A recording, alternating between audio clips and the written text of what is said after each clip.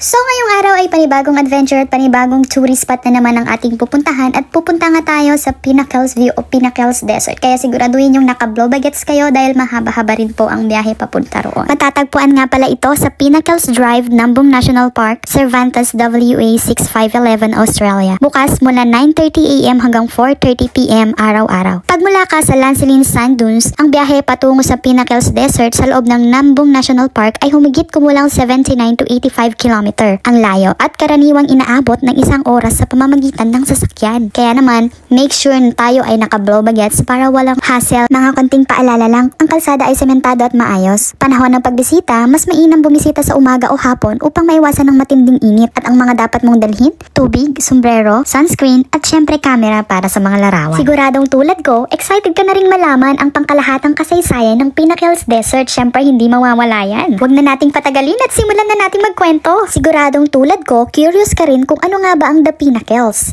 Ang The Pinnacles ay libo-libong natural na batong apog o limestone na tumataas mula sa dilaw na buhangin ng disyerto. May mga haligi na umaabot hanggang 3.5 meter ang taas, kaya't parang tanawin sa ibang planeta. Paano nga ba ito nabuo? Mga 25 years to 30 years taon na ang nakalipas. Nagsimula ito sa mga durog na kabibe mula sa sinaunang karagatan. Ang mga durog na kabibe ay naging buhangin na mayaman sa calcium carbonate or apog na tinangay ng hangin papaloob sa lupa. Nahalo ito sa ulan at natural na asido mula sa halaman, kaya nabuo ang limestone sa ilalim ng lupa. Hinubog ng hangin at ulan, lumipas ang libo-libong taon, unti-unti nang nag-erode o naubos ng ulan at hangin ang ibabaw ng lupa. Kaya dito lumitaw ang mga bato o pinnacles mula sa ilalim ng lupa. Ang lugar ay banal para sa mga sinaunang tagapamahala ng lupain. Ginamit nila ang lugar para sa kabuhayan, pangingisda, pangangalap ng pagkain at spiritual na gawain. Marami sa kanilang kwento ay sagradong pangrelihiyon kaya hindi lantarang ibinabahagi. O diba? Ang dami na naman nating nalaman ngayong araw. Gusto nyo pa ba ng mas malawak na kaalaman? Balik tayo sa panahon ng Europyo at turismo. Noong 1658, may mga teorya na nadaanan ito ng Dutch explorer. Pero walang naitalang tala at noong 1934, unang opisyal na nabanggit sa isang geological survey at noong 1960s hanggang 1980s